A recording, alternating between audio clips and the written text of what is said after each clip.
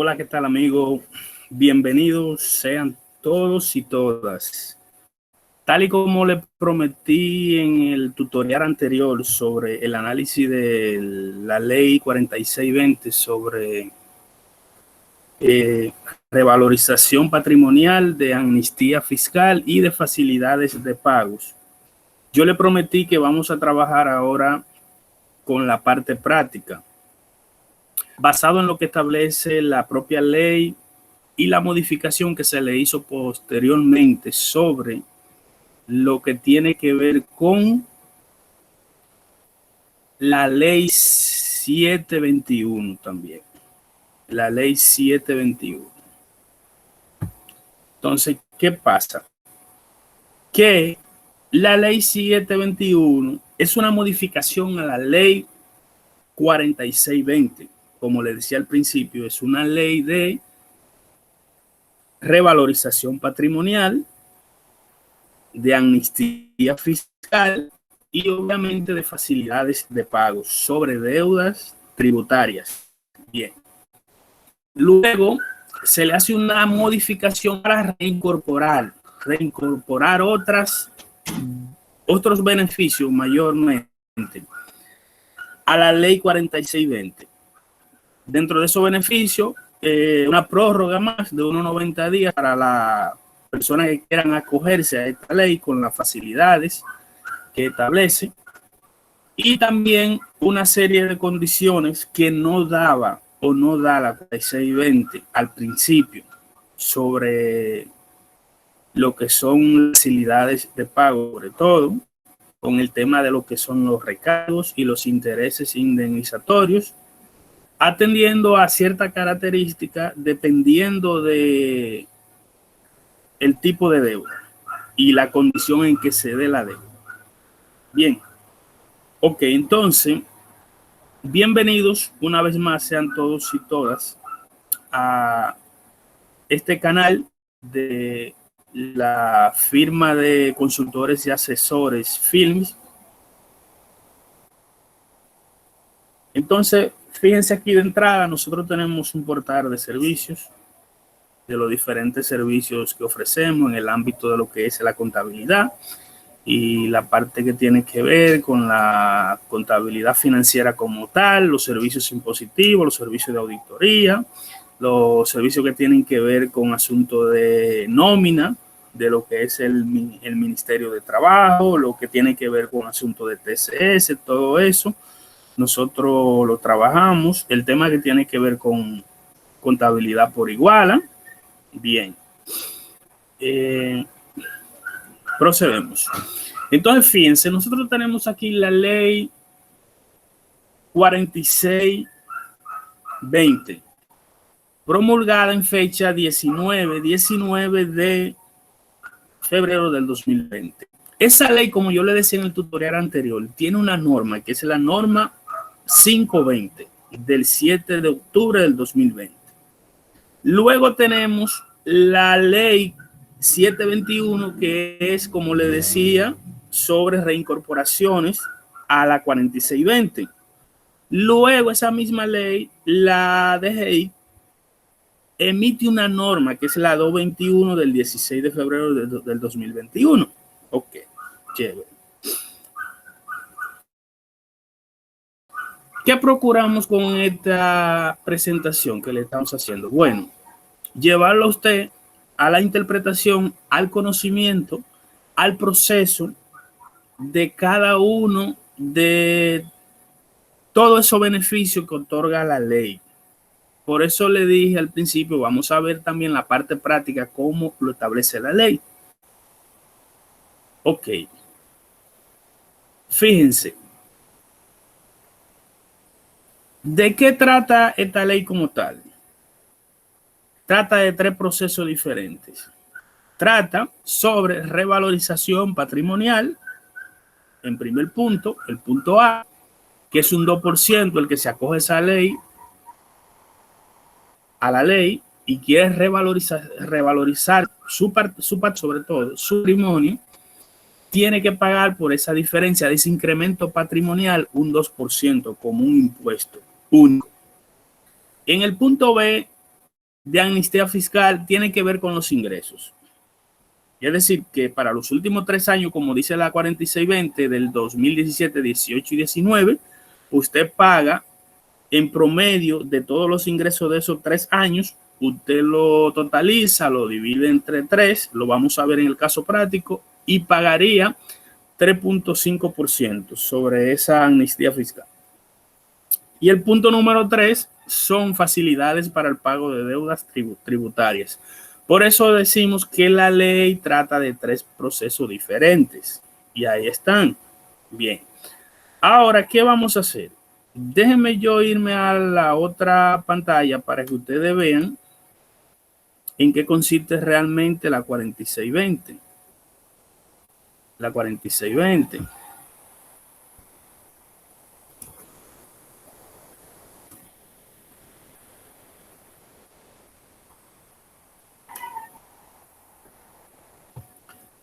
Ok. Fíjense.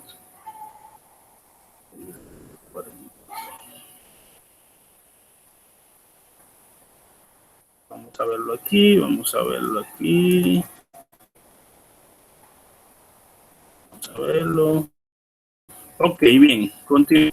Entonces le decía, por favor, fíjense, ustedes tienen aquí 3 procesos diferentes. Revalorización patrimonial, que paga un 2% por el incremento de ese patrimonio. Un 3.5% por el tema que tiene que ver de la amnistía fiscal, que es basado en ingresos, que lo vamos a ver en los casos prácticos. Y las facilidades de pagos, que también yo se la voy a explicar cómo funciona. ¿Qué beneficio ofrece la ley 4620 bajo la norma también 0520 y la ley 721 con la norma 221? Bien, permite revalorizar y transparentar bienes y derechos. Ahorra dinero con deudas tributarias, evita riesgos fiscales futuros, realizar pagos sin recargos ni intereses en casos específicos, realizar pago y liquidar deudas tributarias con descuentos en los impuestos y realizar pagos fraccionados sin los recargos. Bien. Que la reincorporación de la 721 establece cuáles son los parámetros. Y esos parámetros yo se los voy a explicar a ustedes basado en caso práctico para que lo vean cómo se aplica. Ok. Bienes o derechos excluidos para lo que es la revalorización patrimonial. Es decir, yo no puedo revalorizar ni puedo transparentar como mío todo lo que yo entienda. No, la ley tiene limitaciones. ¿Cuáles son esos que están excluidos? Bueno, los derechos o bienes adquiridos producto de una actividad ilícita. Bienes adquiridos productos de actividades ilícitas no están sujetos al tema de la revalorización patrimonial. Grupo de acción financiera internacional tampoco. Tenencia de monedas depositadas en entidades financieras del exterior y título de valores registrados o custodiados en jurisdicciones de países identificados como de alto riesgo o no cooperantes tampoco. Los bienes en proceso judicial tampoco aplican. Facultaría a la DGI para dejar sin efecto las ventajas tributarias concebidas por la ley. Es decir, si usted tiene procesos en bienes en proceso judicial, es una facultad entonces para la DGI decidir si la deja sin efecto esas ventajas tributarias que usted tiene como contribuyente. Bien. Miren aquí entonces cuáles son los bienes y derechos que en moneda nacional o extranjera vía la declaración de depósito de una entidad regulada y que esté autorizada para dichos fines. Bien. Segundo, ¿qué debo yo declarar? Acciones normativas, bonos, acreencias avaladas en contratos, pagarés o similares. En tercer punto, debo también y puedo declarar inmuebles, documentación debidamente legalizada y que acredite la titulación del bien. Por ejemplo, usted tiene un edificio, usted tiene que demostrar documentos ya tal o el proceso de lo que son los contratos de ventas, ítem y que sea notarizado que acrediten que eso le corresponde a usted. Tiene muebles situados en el país, incluidos las cuentas por cobrar y los inventarios también. Chévere. Continuamos. ¿Qué establece la ley en el capítulo 1 sobre alcance y ámbito de la aplicación? Bueno, el objeto de esta ley como tal es establecer un régimen tributario transitorio y de carácter especial que tiene como propósito permitir a los contribuyentes lo siguiente. Primero, declarar. Segundo, revalorizar y efectuar el pago correspondiente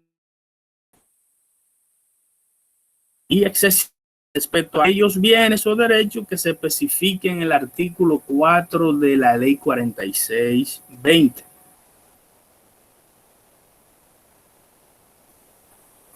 Sobre el objeto, alcance y ámbito de la aplicación. El alcance de esta ley de personas, ya sean personas jurídicas y las personas físicas. Las personas físicas van también las subdivisas que declaren o revaloricen de manera voluntaria y excepcional con el propósito de transparentar sus bienes o derechos. La aplicación, bueno, esta ley es de aplicación general en todo el territorio nacional. Así lo establece el capítulo 1 en el artículo número 3. En el capítulo 2 de los bienes susceptibles de declaración o revalorización, ya yo se lo puse en la diapositiva anterior, donde le decía sobre lo que son las monedas, tanto depósito, el tema que tiene que ver con las acciones, el tema que tiene que ver con los inventarios, el tema que tiene que ver con los bienes inmuebles, como son los activos categoría 1, el tema también de los terrenos, los activos categoría 2, categoría 3. Ok, entonces,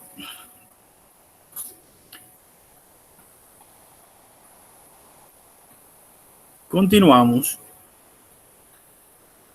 Le dije también que los bienes excluidos para los fines de la presente ley no podrán ser de declaración de revalorización lo siguiente.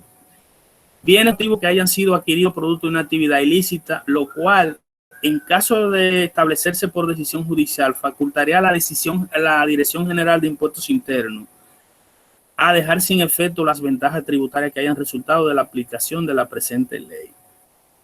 Bien, lo que está diciendo es que si se determina que uno de esos bienes que usted revalorizó se determinó que tiene un proceso judicial, esa ventaja a la cual usted se acogió, la DGI puede entonces darle para atrás a ese proceso.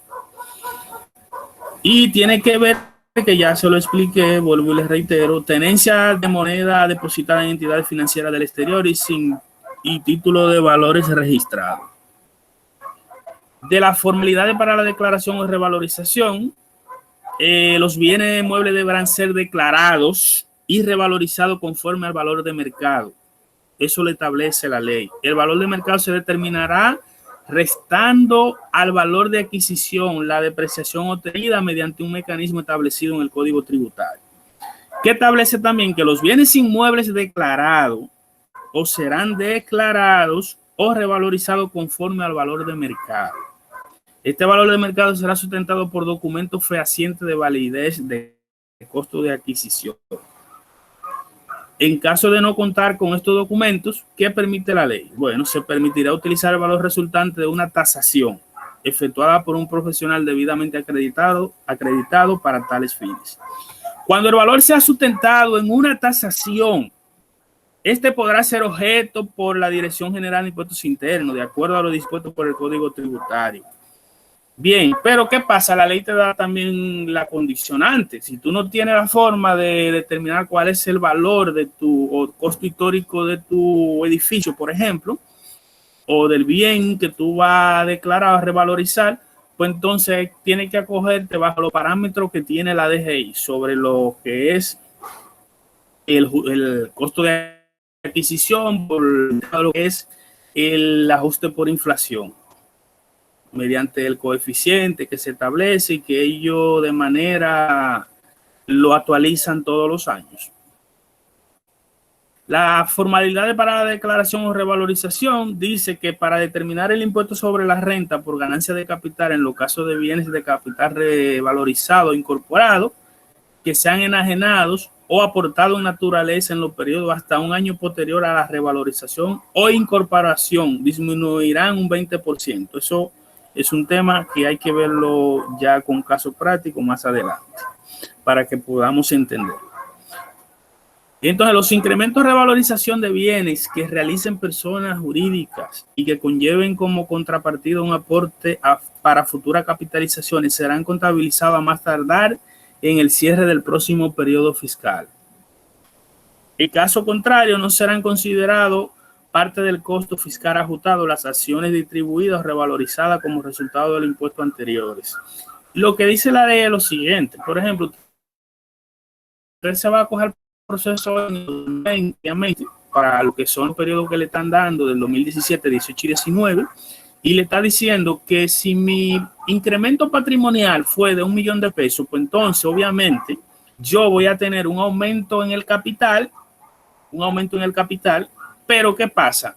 Ella dice, no, temporalmente llévalo a la cesión de los pasivos como un aporte a futura capitalización y si fue activo que aumentó, en este caso el inventario, tú le vas a dar un débito a inventario por ese concepto del superávit o revalorización por esa ley y va a llevar entonces aporte al pasivo de futuras capitalizaciones. Por ejemplo, de la tasación, de la tasa de tributación y las facilidades de pagos de deudas tributarias, ya eso le hablé, que en el caso de la ley lo que establece es un 3.5% para el tema de lo que tiene que ver con asunto de los ingresos. Ahora, para la revalorización es un 2% y un pago único. Es fácil de pago para las deudas tributarias. Dice que toda deuda tributaria determinada a la fecha de la presente ley, sin importar el tipo de impuesto o proceso que le diera origen, recurrida o no, en sede administrativa jurisdiccional podrá ser saldada por los contribuyentes mediante el pago de los impuestos y hasta un año de interés sin considerar los recargos. Pero sobre ese punto que establece el artículo 8, que es donde entra la amnistía fiscal realmente, la amnistía fiscal y los beneficios para el pago de deudas, la 721, que es la que le hace reincorporaciones, le da entonces otro giro a favor del contribuyente, obviamente también a favor de la DGI, porque lo que procura es la ley 721 aumentar las recaudaciones. Y le voy a explicar más adelante entonces sobre otras facilidades, porque aquí me habla el párrafo que lo que te permite es pagar el impuesto de ese año, de esos años, sin los recargos y solamente un año de interés indemnizatorio. Pero entonces allí la 721 le da otra consideración a ese punto. ¿Qué pasa? Que hay algo. Hay personas que no se pueden acoger a esta ley. Le explico por qué. Miren, las personas que no podrán acogerse a esta ley son personas que hayan utilizado comprobantes fiscales falsos o fraudulentos. No pueden acogerse a esa ley. No le permite la ley acogerse al proceso de revalorización. No se lo permite. Ahí lo dice. Dice, toda deuda tributaria determinada a la fecha de la presente ley, sin importar el tipo de impuesto o proceso que le diera origen, recurrida o no, en sede administrativa o jurisdiccional, podrán ser saldadas por los contribuyentes mediante el pago de los impuestos y hasta un año de interés sin considerar los recargos de interés. Entonces, ¿qué dice la ley? Bueno, mira, no haber utilizado número de comprobantes fiscales en ese presuntamente fraudulento que a juicio de la administración tributaria sustenten operaciones simuladas, irregulares o que hayan sido previamente autorizados. Que la administración tributaria haya incoado un proceso judicial penal en contra del contribuyente por las obligaciones tributarias determinadas. Si hay un proceso judicial que lo encaminó la DGI, no le permite, usted no se puede acoger a ese beneficio. Bien, ahora, ¿qué pasa? Yo puedo tener un recurso en cualquier jurisdicción, un recurso de reconsideración. La DGI me notificó algo y yo hice mi escrito de descargo, la DGI no lo aceptó, sigue con las mismas pretensiones, pues entonces yo elevo un recurso. Resulta que la ley dice, bueno, para tú acogerte a la facilidad tienes que renunciar al recurso. Y así, si tú renuncias a él, pues entonces te puede acoger a la facilidad. Pero esto no es lo que dice la ley en este caso. La ley lo que dice es que si la DGI encaminó un proceso sobre usted como contribuyente por algún acto ilícito o de fraude, no pueden acogerte a este procedimiento, de este mecanismo, de este beneficio. Ok. De lo del plazo rechazado de la solicitud y procedimiento, dice el artículo 9 que para acogerse a esta ley, los contribuyentes interesados en acogerse a los beneficios de este tributario especial disponen de un plazo total de 90 días calendario, contando a partir de la entrada en vigencia de la presente ley. Y dice que solo entenderán o se entenderán como acogida a los beneficios de las personas físicos, jurídicos, sucesiones indivisas, había recibido de parte de la Dirección General de Impuestos Internos autorización de pago. Todo lo cual deberá suceder en un plazo no superior a 180 días calendarios, contando a partir de la entrada en vigencia de la presente ley. Ok. ¿Qué dice también el párrafo número 2 sobre lo que son los plazos? Dice que en caso de fraccionar el pago, como requisito deberá avanzar el 40% del monto total de la deuda. Las cuotas otorgadas no podrán exceder los 180 a partir de la determinación del monto a pagar. La ley no dice que son 360 días ni 35, dice que son 180 días para la facilidad si fracciona pago. Me da un 40% del impuesto y lo que quede divido en cuotas, pero que no excede 180 días. Y dice que en caso de incumplimiento, la forma establecida en este artículo se aplicarán las establecidas en el código al ciudadano, a lo que quede. Entonces, para rechazar la solicitud, la Dirección General de Impuestos Internos puede rechazar la solicitud para acogerse a la presente ley bajo los siguientes casos. Por ejemplo, cuando se trate de bienes o derechos distintos a los establecidos en el artículo 4 de esta ley, cuando no se hayan aportado conjuntamente las solicitudes de todos los documentos que acrediten que ese bien es suyo, objeto a la declaración, y cuando la Dirección General de Impuestos Internos compruebe que la documentación aportada hayan sido alterada o no corresponda a los bienes objeto de la declaración. Cuando no cumplan lo establecido en la presente ley, dice el párrafo que la Dirección General de Impuestos Internos deberá aceptar o rechazar la solicitud en un plazo no mayor a 30 días laborables, contando a partir de su recepción cuando usted la somete, 30 días. Bien. Dice el artículo 11 que los procedimientos para los interesados en acogerse a los beneficios de la presente ley deberán solicitarlo por escrito ante la DGI. Entonces, vamos a ver la ley 721. La ley 721 dice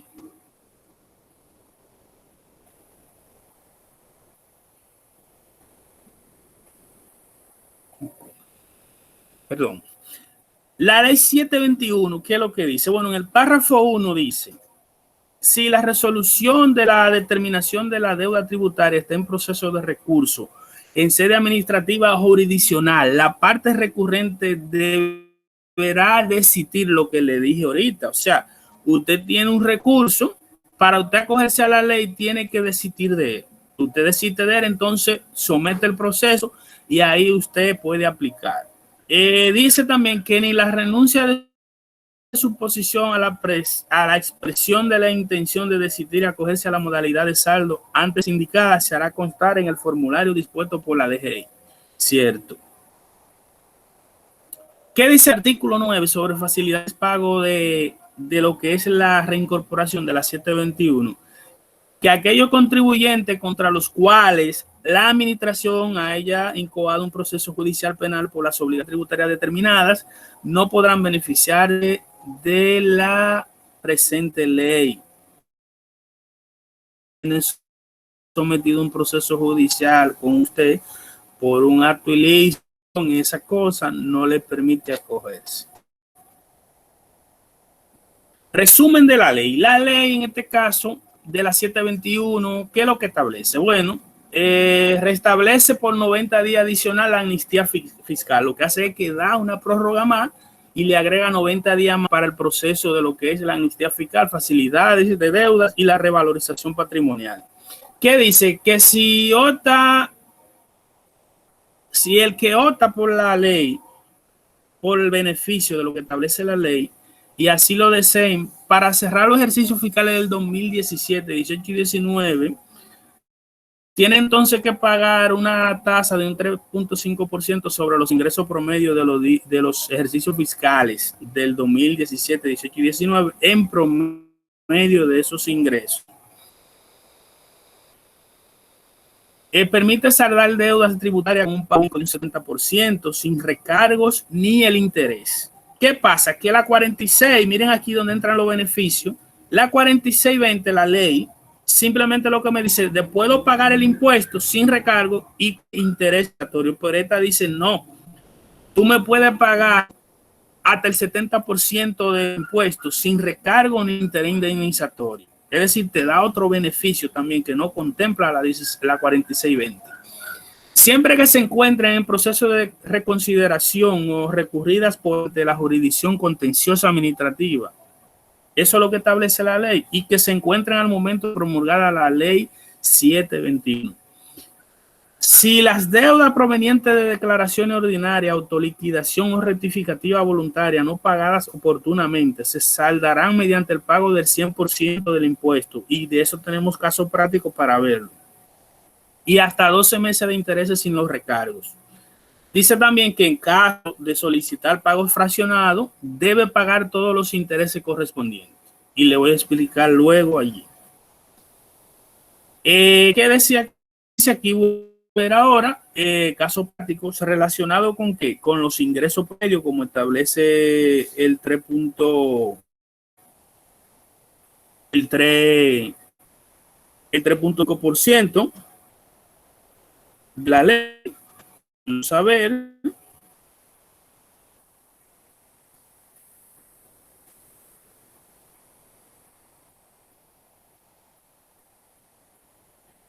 Que dice de 3.5% sobre los ingresos promedios de los años 2017, 2018 y 2019. ¿Por qué? Usted dirá, ¿por qué no contempla el 2020? No, es que cuando la ley salió fue en el 2020, entonces la ley no puede contemplar el 2020, si no eran para los últimos 3 años ya transcurridos. Es por eso.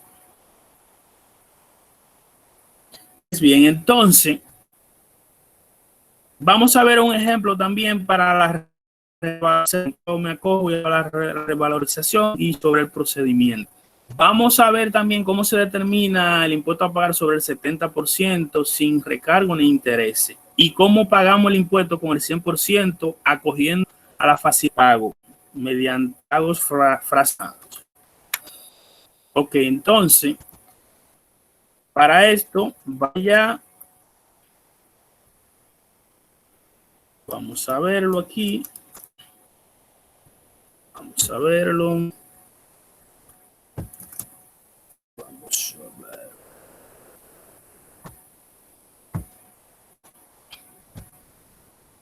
Ok, miren. Vamos con el caso de los ingresos, que es el primer punto que ya yo le había comentado. Miren, los ingresos como tal, y aquí le digo dónde lo dice la ley. La ley me dice a mí, la 721, en el artículo 7, párrafo 4. Artículo 7 de la ley 721, la ley, artículo 7, párrafo 4. Y la norma 520 también lo establece. El 3.5%, ¿qué dice? Bueno, mira, establece un impuesto de 3.5% sobre el promedio de los últimos 3 años declarados de los ingresos, 2017, 18 y 19, y así considerarlo como auditados y dejarlos cerrados para efectos fiscales. Es decir, Tú quieres que la DGI cierre esos periodos fiscales 17, 18 y 19. Bueno, págame el promedio, en promedio, una tasa de 3.5% y lo dejo así cerrado. Y punto final. Mírenlo aquí. Por ejemplo, yo tengo los periodos. Tengo 2017, 18 y 19. En el 17, 3 millones. En el 18, 4, 250. En el 19, 5 millones. En promedio, si yo lo totalizo, me da 12.250.000. Si divido 12.250.000, que es el promedio, entre 3, porque son 3 años, me da 4.083.000 el promedio. La ley me dice, págame 3.5%. Bueno, yo tengo que pagar, mírenlo ahí, tengo que pagar 142.000 pesos. Y pagando eso, me dice la ley que entonces yo puedo tener el beneficio de que esos periodos ya no sean auditados y queden cerrados ahí. Ok. Eso es el tema que tiene que ver con los ingresos. Con los ingresos. Periodo 2017, 18 y 19, la sumatoria en el promedio. De ese promedio, entonces pago 3.5%, equivalente en este caso a 142.000 pesos. 916.67. Vamos a ver ahora deudas sin recargo en los intereses. Miren qué dice, por el 70% de la ley, mírenlo aquí, el 70%. Ejemplo para el pago de deuda con el 70% sin recargos ni intereses. El artículo 9 de la 721, y pueden descargarla y leerla. En el ordinal 1, ordinal, no literal, ordinal 1 y la norma 221 establecen que usted puede acogerse sobre deudas que usted tiene. Por ejemplo, mira que usted de 2017 y 2019 tiene todos estos impuestos por pagar, 181.000 pesos. Tiene de recargo 723. Tiene de interés 253.000 pesos. Total la deuda, oiga, miren a dónde se va esa deuda.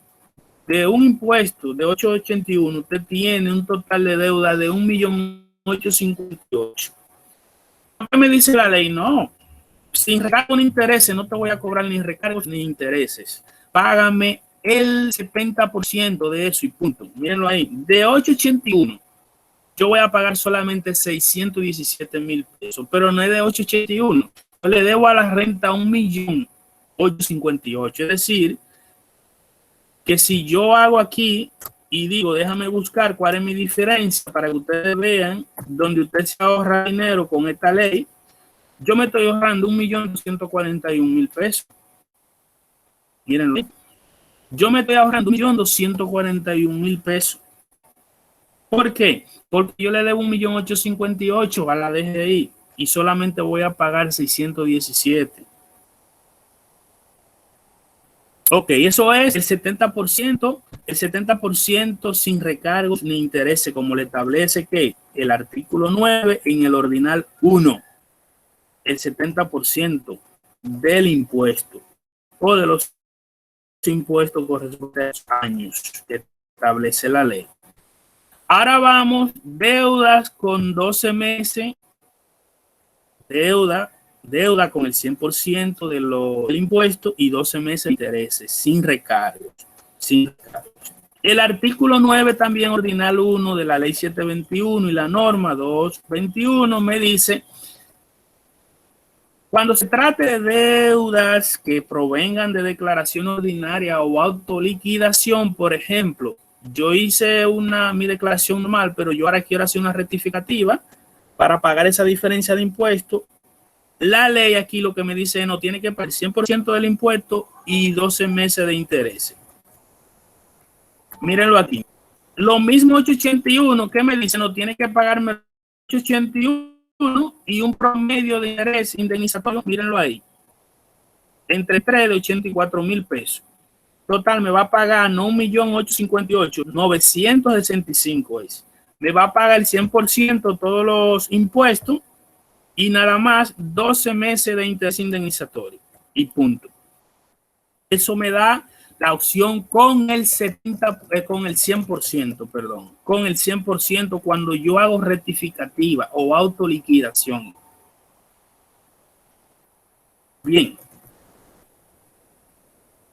Luego entonces, aquí me dice la ley, mira, yo no te puedo pagar el impuesto. Tú le dices a la DGI, no te puedo pagar todo ese dinero. Yo necesito que tú me des una facilidad de pago. Pues entonces la ley dice, espérate, te puedo dar la facilidad, pero no te puedo quitar todos los intereses. Te puedo quitar todos los recargos. ¿Y qué hace la ley? La ley hace lo siguiente. Mira, me paga el 100%, que son 881, el 100% del impuesto, 881,000 pesos. Y me paga los 253 de los intereses, todo eso es lo que dice la ley. Entonces me tiene que pagar 1,134,000. Bien, 1,134,000. Entonces, con esta explicación, amigos y amigas, yo espero que le sirva de mucho provecho. Vuelvo y les reitero una vez más, suscríbanse a mi canal. Por favor, suscríbanse, denle compartir, denle like. Puede hacer cualquier tipo de pregunta ahí mismo, que con mucho gusto yo se la responderé. Activen la campanita para que los demás tutoriales que yo voy a colgar, por favor, les llegue y se mantengan actualizados.